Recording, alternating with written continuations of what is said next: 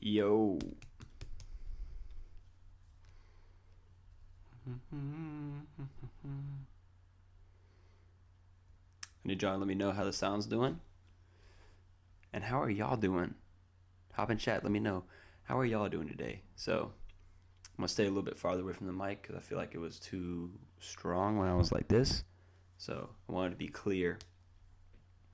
So, let me know how it is. Is it good?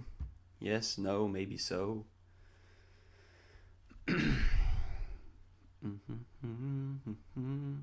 TGI Friday, by the way, man. TGI Friday.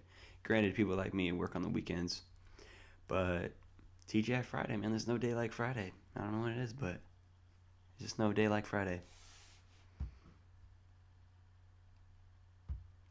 Is the sound fabulous, Brickle, or is it just you that are fabulous right now?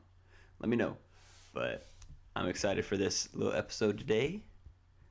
It's got me to do some research that I hadn't done before. Makes me, expand my horizons of knowledge. Mike's good. Awesome. How's the lighting? The lighting looks a little better. I moved some stuff around. It's still alright, but I changed some settings on the mic, so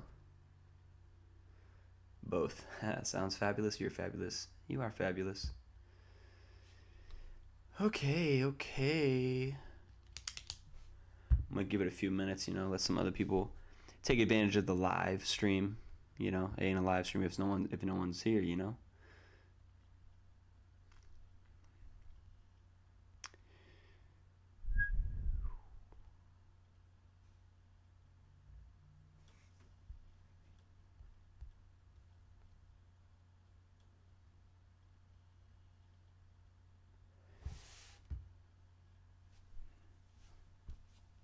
It's good. Cool. Good to hear. Great to hear.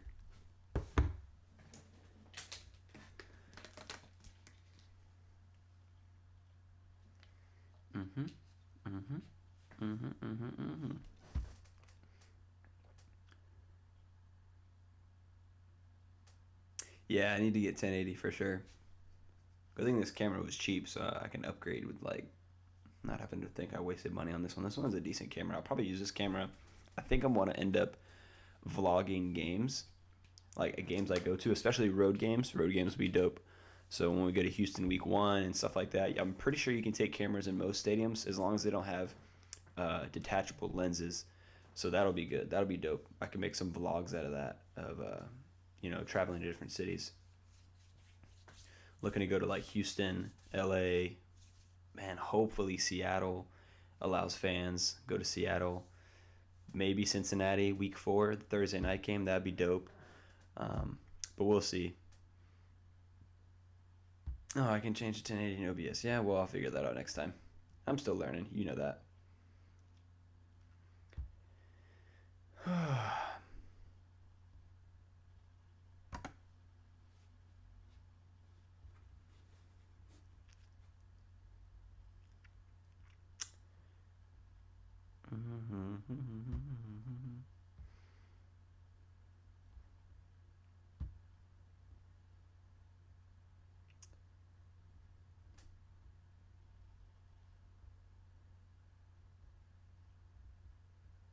So one last thing before I get started.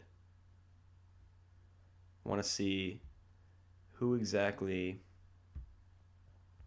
Well, I know who participated in the polls. I want to see if you're in my chat right now. If you're watching now, say what's up. And if you definitely... yesterday's story on Instagram was, give me one word to describe the Tebow signing.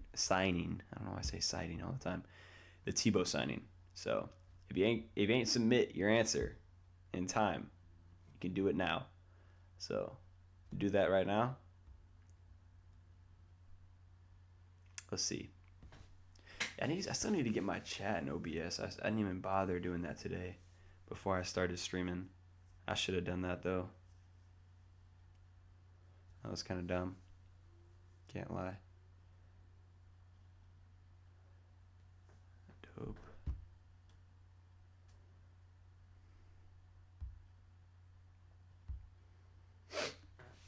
All right. Well, I think the only way to get people in here is to listen is just to keep talking, to start talking. I think that's the right way about it. I mean, I can still do it right now, but I'm just too lazy. You know this. I'm lazy. What am I about to do?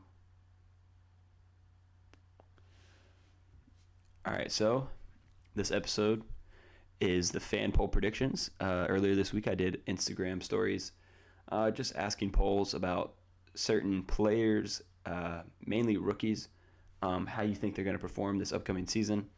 So we asked, let's see, 1, 2, 3, 4, 5, 6, 7, 8 questions.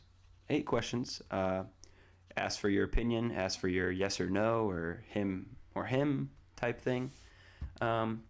So I'm just gonna. Hey, what's up, Lonnie? No worries. I was waiting for you. Hey, appreciate it. So I'm gonna go ahead and shout him out now. See this right here, man? This is Final Lap Shop. I'm telling you, man, this shit comfy. I ain't wearing a shirt underneath this. This thing is just nice and feels good. You know what I'm saying? 1997 AFC playoffs. You know what I'm saying, baby?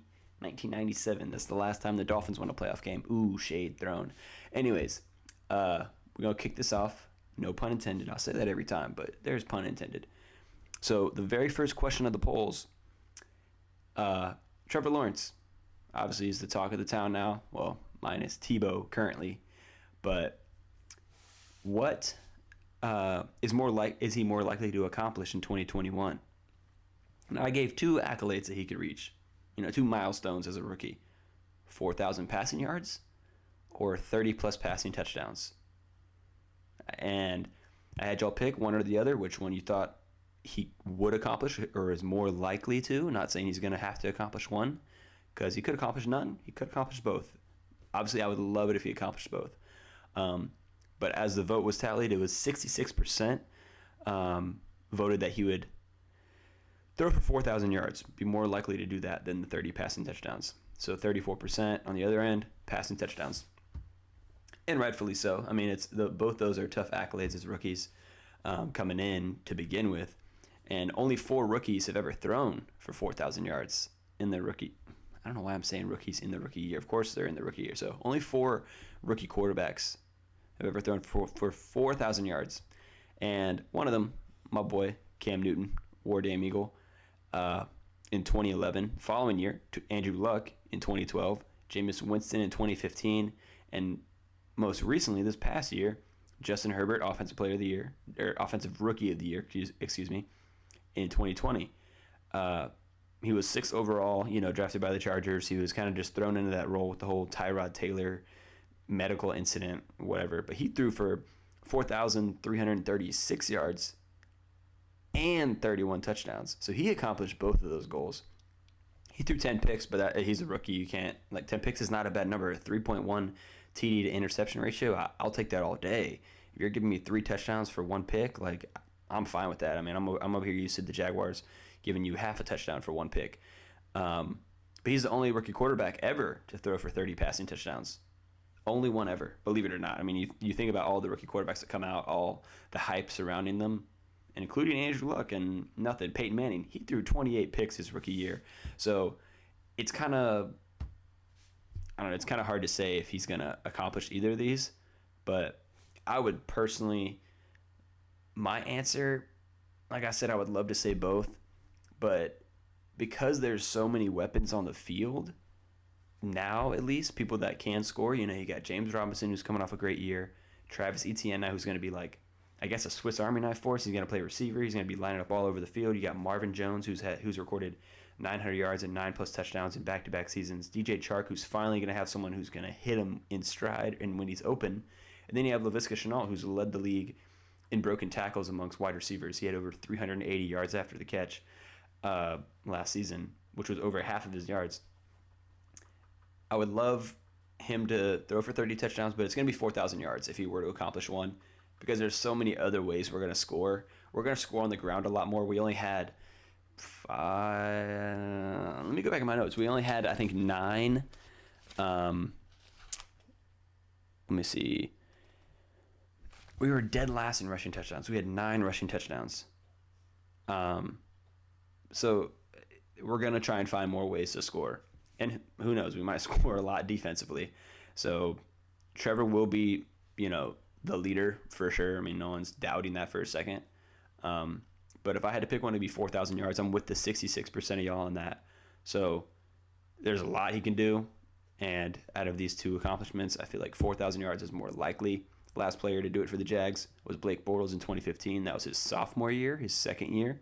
He threw for 4,428 yards and 35 touchdowns.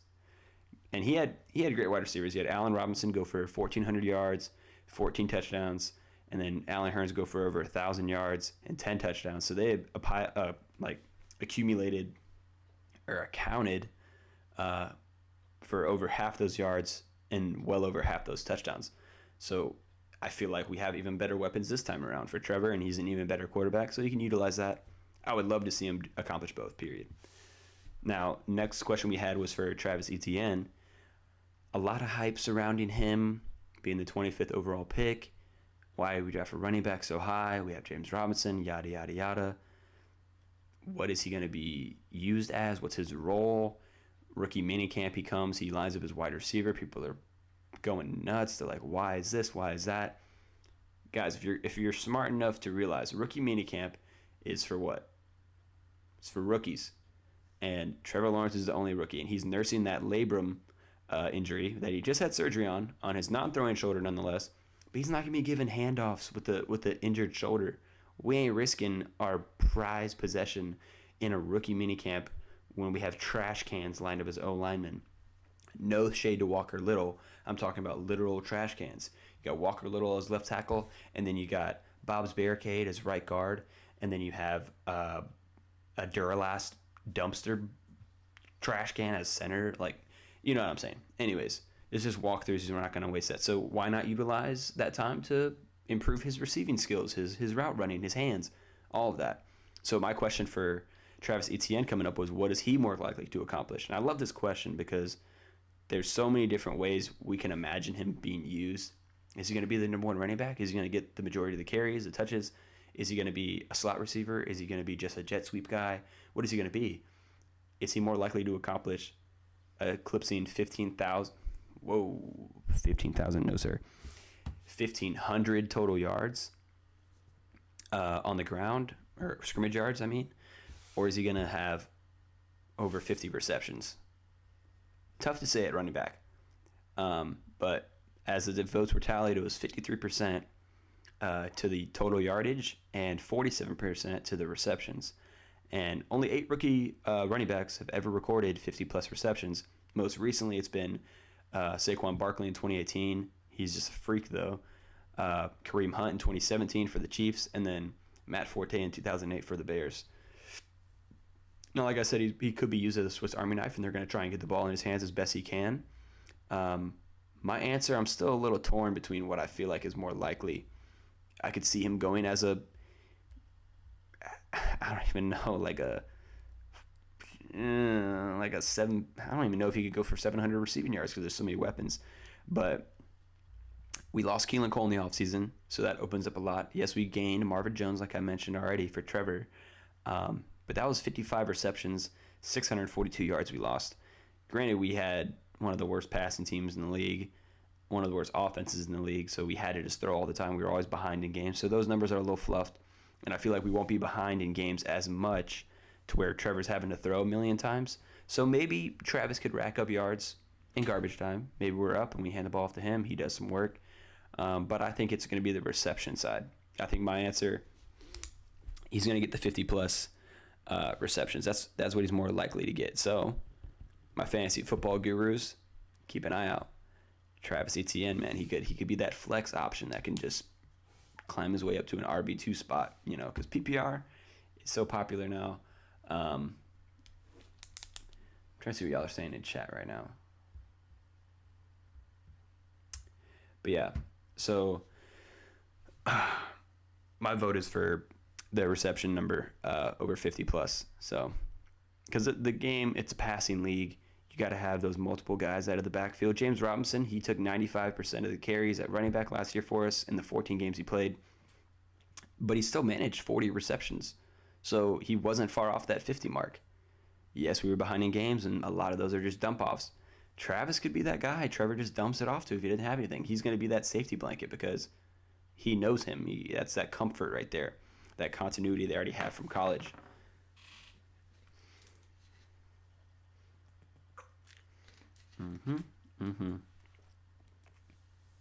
Now, my next question, I like this one because it gets people thinking a little bit more about the draft class. So besides Trevor Lawrence and Travis Etienne, who we just talked about, who from the 2021 draft class do you think is going to have the greatest impact going forward? Not going forward as in career-wise, but this season. And the vote really wasn't even close. 46% said Cisco from Syracuse, the safety we drafted 65 overall, and 15%, which was the next highest percentage, voted Walker Little, the left tackle from Stanford. So, I mean, both these guys, and I talked about them in the draft player grades episode that you can go back on my channel and look at, just to hear me talk about them individually, why we drafted them, why I like the pick, and stuff like that, and one word to describe them. But anyways, they both missed all of last season. Cisco got injured in practice, banged knees with someone tore his ACL. He missed the remaining 11 games, so basically all of his last year at Syracuse. And Walker Little opted out. He opted out in 2020. He didn't play. He was injured in 2019. He hasn't played for a while. So those are some signs, but Cam Robinson just got franchise tagged. So I don't think Walker Little is going to step over franchise tagged left tackle. And franchise tag doesn't mean he's going to be our guy forever. It's just we don't want to pay him the money right now, so we're not going to. We're just going to franchise tag him and just kind of keep him under our wings type thing. So I don't think Walker Little will get his chance to start day one. I don't think anyone believes that. Cam Robinson has given up a lot of quarterback pressures recently, and you want to protect your asset. And that's what Shad Khan told him on the phone when they called him. They're like, we want you to protect Trevor. He could start week one. I don't know. And maybe Cam moves to right tackle. I could be wrong. There's a lot to be seen, to be learned before Urban Meyer calls his first play in week one. But Cisco at Syracuse in 24 games produced 13 interceptions, and I believe he forced 2 or 4 fumbles. And that's my answer, is I feel like he is going to have the biggest impact. Even if he doesn't start week one over Jared Wilson, he'll find his way to make plays on the field, whether it's a big hit, he's picking the ball off or batting the ball down. Just some, like I said, I gave it in my draft player grades episode. He sets the tone. That one word to describe him is tone. He sets the tone. He makes those plays that shift the game, that hype up the crowd, that hype up the team, get the benches on their feet, and just hype up the team. So, in this secondary, ever since Ramsey left, Bouye left, Church left, Gibson left, Aaron Colvin left, that whole lockdown defensive backfield that was producing the second most turnovers in the league at the time, we've been desperate for a playmaker on the back end. And Cisco's that guy. I feel like they've done their homework on him. And like I said, he hadn't played last year, but from what they've seen, the volume of work, it was enough to take him in the 3rd round. So my answer for that is definitely Cisco, 100%. Well, 46%, but 100% for me. Now the next question, so there's Cisco there, is this was just kind of one I just threw out there because it's interesting. We don't know with a new quarterback coming in. Same thing with Minshew. We didn't know who his favorite target was going to be. Like Nick Foles was there, and we thought D.D. Westbrook was going to be the guy, like his favorite, because preseason Nick Foles was all over D.D. Westbrook. You know what I mean? Hold on.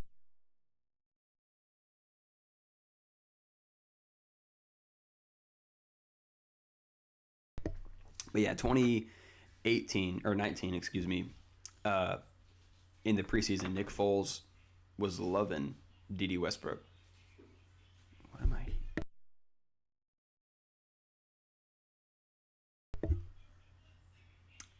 Anyways, I'm sorry. I have some noise going on in the kitchen. Bear with me real quick.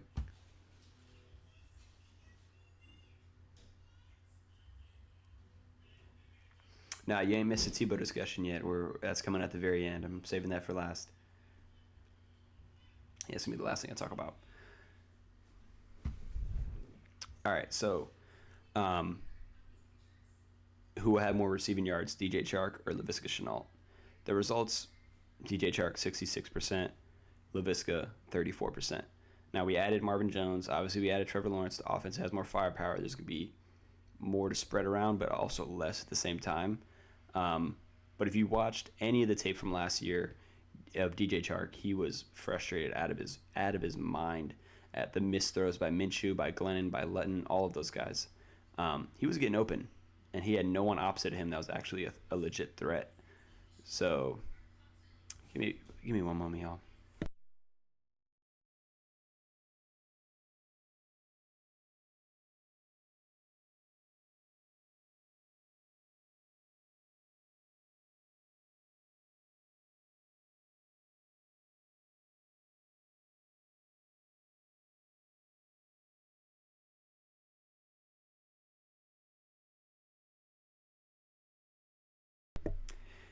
I apologize. So much just noise in this house. Okay. But I think my answer here is going to be DJ Chark for who's going to have more receiving yards. He's the deep ball threat of the offense. I already touched on how Laviska has the most yards after catch for the Jags. He broke a lot of tackles, 22 at wide receiver, which is crazy. Led the league, tied with DeAndre Hopkins. I mentioned all that. So without beating a dead horse here, Chark was frustrated last year. And now he has someone opposite of him that can take some of the attention off of him. And he has someone who can potentially get him the ball when he's open. He's that deep threat. He had the highest yards per catch for us, average. And you know how, like I was saying, people thought D.D. Westbrook was going to be Foles' favorite. Then he gets hurt. Minshew loves Chark. Who is Trevor Lawrence going to love? You know, is he going to love the tough physical slot guy, kind of like how Amari Rodgers is? Amari Rodgers is a smaller target. He's with the Packers now, but back at Clemson, he really loved targeting him, but he was also the deep ball guy. So it goes hand in hand with that with Chark. So my answer is going to be Chark, 100%. Again, for me, 100%. But I love Laviska Shenault. I'm probably purchasing his jersey here. I was waiting to see if he would change his number to number 2, you know, Visca2 Live, if you follow him on Instagram. But it's DJ Chark right here. I think he's going to have a breakout year. I think it could be something special that him and Trevor have, you know. So the next poll question was an over-under question for Josh Allen. Now, rookie year, debatably, could have won Defensive Rookie of the Year over Joey Bosa. They had similar stat lines. Bosa played less games but had more, you know, it was a coin toss. But last year just fell off. I mean, you lose Calais Campbell, you lose Yannick Ngakoue. You don't really have that threat on the opposite end. He was alone out there trying to rush the passer. So the question was, is he going to have over under 8 sacks in 2021? 68% were generous and said he was going to have over 8 sacks. 32% said under. My answer is over. I feel like with the change to the 3-4 defense that Urban and the staff have made, better utilizes their skill set. And by they, I mean Josh Allen and Caleb Chason, who was a rookie last year, had 1 sack for us. He was our 18th overall pick. Not really too thrilled with what he did. But if you look back at Josh Allen's senior season at Kentucky back in 2018, he played outside linebacker there.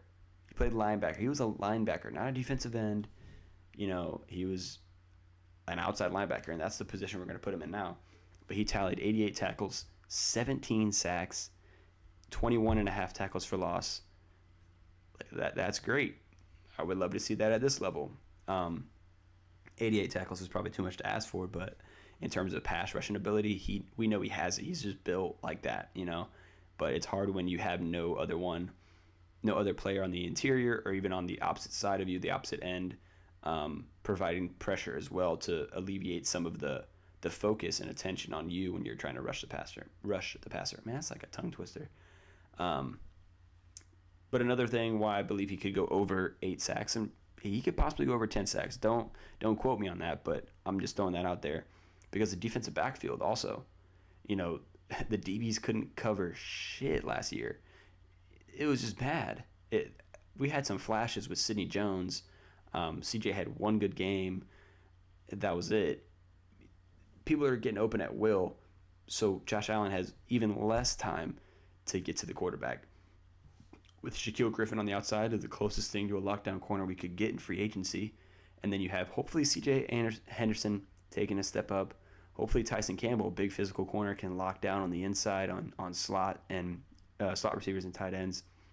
And then you got playmakers over the top, like Rayshon Jenkins and Andre Cisco, like I mentioned. I mean, you buy the defensive line time to get there. You make quarterbacks go through their progressions, which is where that time is bought to produce sacks. So my answer, if he can get back to his SEC Defensive Player of the Year ways as a linebacker and bring that to the NFL now, I think 100%. I don't know why I keep saying 100%. I apologize because these polls ain't 100%. They ain't unanimous. He's going to have over 8 sacks this year. Now, the next question was an open poll. I didn't give any options to it. I just let people type away who they thought was going to win. But who would be your favorite to win the 2021 Offensive Rookie of the Year? And after tallying the votes, it was a tie at first between Justin Fields and Trevor Lawrence. Fair enough. In my opinion, the 2 best quarterbacks in the draft. Zach Wilson, yes, he went 2. Mac Jones, he went 15. Trey Lance, yeah, he went 3. But Justin Fields and Trevor Lawrence, I feel like they should have been 1, 2. I'm not a GM. I'm not a coach. I'm not a scout. I'm not anyone involved in player development or anything like that or evaluations. That's all on them. But yeah, so the next closest after that was Trey Lance. So it's quarterbacks, of course. Everyone's eyeing that. I mean, you look at Kyler Murray, first overall. He won Offensive Rookie of the Year 2 years ago. Last year, Justin Herbert, 6th overall. He won Rookie of the Year. It's a quarterback-driven league, so it's going to be a quarterback.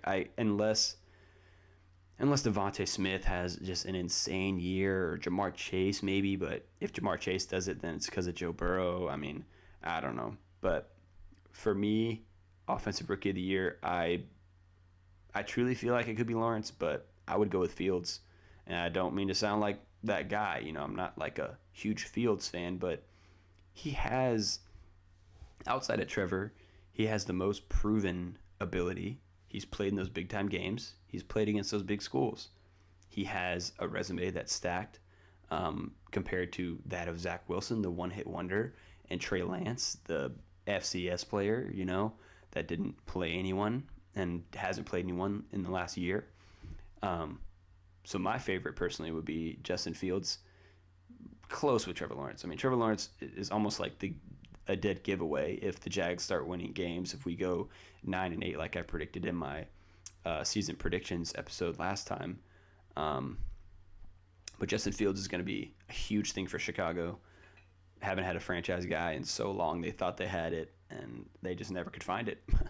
Justin Fields is that dude, and I hope he proves it to the world. Hope he proves it to the league that the Broncos and everyone else above the 9th overall pick messed up on passing on him. So that brings us to the Defensive Player of the Year, Defensive Rookie of the Year. And this is already my answer. Like, I couldn't find a graphic that was good enough to hold all the defensive rookies in there. But Kwity Paye, I hate saying this because that's my answer. But in the votes, there was some Jalen Phillips votes, J.C. Horn, Micah Parsons, Patrick Surtain, those guys, those top drafted defensive guys. Kwity Paye went, 21 overall. He went 21 overall. And he was in the discussion for best pass rusher in the class. And when you watch his tape, this guy is ferocious. That's what you want. on the outside. You want someone who just looks at the quarterback and just drools because he wants to just get after him. This is that guy. The Colts had a top 10 defense last year against the run and pass, and they lost one of their leading tacklers, but they went strong on the defensive side. They know building the team from the trenches beyond is how you win football games. They have one of the greatest offensive lines, or one of the good offensive lines. Granted, they lost some pieces, but they have Quentin Nelson. I mean, that's more than enough. Arguably the best guard in the league. And then you add just more on the defensive side of the ball. This guy, like I said, he's just a fiery player. And in a division where you're going against Tannehill, they're going to hand the ball off to Derrick Henry a lot, but who knows how good the Colts will be with Carson Wentz. Maybe they're up a lot and teams got to throw a bunch. He could tally up some sacks. He could go for 10 sacks, 11 sacks, and win Defensive Rookie of the Year. He plays the Texans twice, who don't have a quarterback currently. They have Deshaun Watson on the roster, but he's not going to play. We know that. Those could be 6-sack games for him. Same with Josh Allen, but he's not a rookie. So that's my favorite to win Defensive Rookie of the Year. Now, the moment we've all been waiting for, the time. Tebow time. I need some water. I need some water before I bust out talking about this.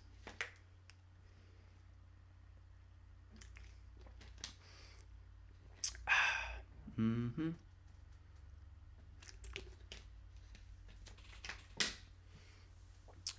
Okay.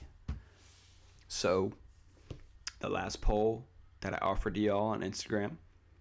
What is one word to describe the Tim Tebow signing? The signing of Tim Tebow. The Tim Tebow. The Tim Tebow. And I got some crazy answers. Not crazy, but just all over the spectrum here. So, in no particular order of the answers. Business. Okay. Champions. All right. F-bomb. Okay. Fair enough. Jesus. Excited. Hopeful. Worthwhile. Excuse me. Interesting. Fair. And last but not least, cut. I hate to put an end to it, but cut. Those are, I can see every last one of those viewpoints. Champions, hey, man. Hey, maybe he just brings that winning culture. Him and Meyer, it's just unstoppable. Who knows? Hey, maybe this guy gets cut. Maybe he didn't even make the team. But we know that's not true now because he just signed his contract today. It was like a $970,000 contract with no guaranteed money or injury clause in it. So he literally just has to ball out and just legit play. Business side, yes, 100%. You get eyes on us. The Jags are all over ESPN now, all over NFL Live, NFL Network. Why? Because of this. It was Trevor Lawrence before. 2 weeks later, we're talking about Tebow. Hell, the day of the draft, we were talking about Tebow, and it just took away from Trevor's moment, which pissed me off. But he's on the team now. I can't really say crap. I can't do anything now. There's nothing I could have done to change it. But business side, for sure. This morning he woke up, top 5 items on NFL Shop were Tim Tebow merchandise, which is insane. A guy who hasn't been in the league in 8 years, his jersey's selling off the racks. Good for the NFL. It's not. I wouldn't say it's good for the Jags. Yeah, it is for putting butts in the seats, but it's a shared revenue in the NFL, so it doesn't really matter how many jerseys we sell of our players. And then champions. I already said that. F-bomb. Yeah, that was probably me. That's probably me. My reaction to it. It just, to me, I don't want to say it rubbed me the wrong way, but it didn't make sense. Did not make sense to me. It's just a distraction. That'd probably be my word, is a distraction from what we got going on. This guy's not gonna start at tight end. He's not better than James O'Shaughnessy. Hell, he might get better when he goes to a little tight end camp with Kittle and Kelsey, but there's just no telling. This guy's never played the position. He's probably never practiced that kind of footwork. In college, he relied on his minor shiftiness and then his just power of running the ball. So we'll see, but that's an accurate word to describe the signing of Tim Tebow. Jesus, yeah, you got to have faith, man. 100%. Got to have faith in the signing. Got to have faith in Tim Tebow and faith in Urban Meyer himself. Because at the end of the day, it's his call. He ain't going to change his mind. And if he wants to bring Tim Tebow in, bring Tim Tebow in. If he thinks he can help us win, which he already is quoted saying, by all means, do what you got to do. If you've seen him play or seen his ability as an athlete and you think you can utilize it in the offense or hell, even on special teams, more power to you. Let's use him. Hopeful. Everyone's hopeful. All the Florida fans are hopeful. I'm not against Tim Tebow, but, hopeful, worthwhile. There's only time will tell if it's worthwhile. I mean, worthwhile now in terms of media attention. Hopeful later that he's actually producing. Granted, we didn't give him any money, really. Like, he's not in it for the money.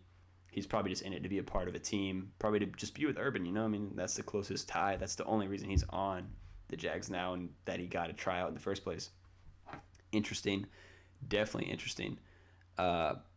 It threw a curveball at everybody. I mean, this guy hadn't played professional football in 7 or 8 years, and now he wants back because his old college coach is a head coach now. I mean, it makes sense, but it is just interesting. It's a weird signing. People are laughing at us now. I mean, I just hope we prove people wrong. It is a distraction, but some people are arguing it's a good one. Not for Tebow, but for Trevor, because he comes in, the highest rated quarterback coming out of college since Andrew Luck. He's highly praised. Oh my God, for sure, number 1 overall pick. Even though the media didn't want us to take him, they were like, "Oh, Zach Wilson's better." It takes that pressure off him. All eyes were on Trevor for about 30 minutes after we drafted him, and then it shifted to Tebow. And not saying Trevor's not going to get that spotlight. He's not like he's sharing it. Trevor is so far above Tim Tebow right now. But Tebow is selling tickets. He's selling jerseys. He's going to put butts in the seats. He provides another level of fandom, around the team.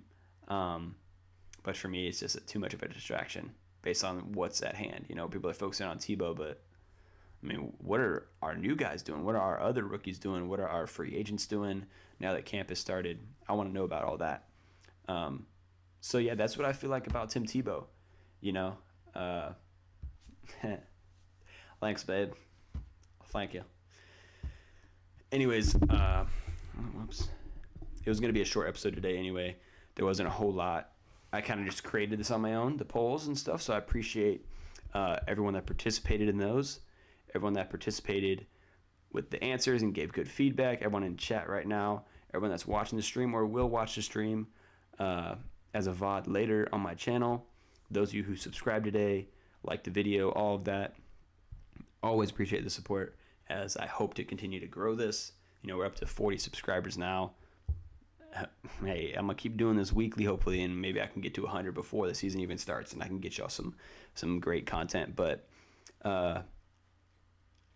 yeah, go ahead and one last thing before I say peace out. Hop in chat real quick if you're still in there.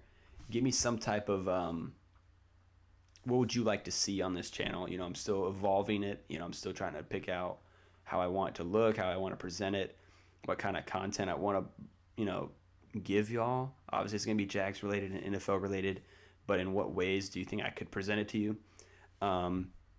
Just what do you want to hear about? What do you want to see? What other topics? Give me any type of feedback.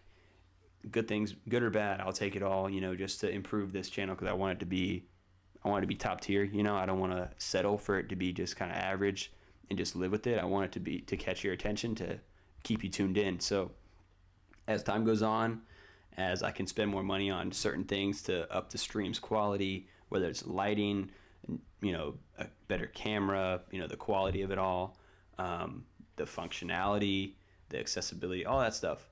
I'm going to get a bunch of accessories and we'll make it fun. We'll add sound bites we can add. I'll have people call in. I'll do Zoom meetings, Skype, stuff like that. So if you know anyone, let me know.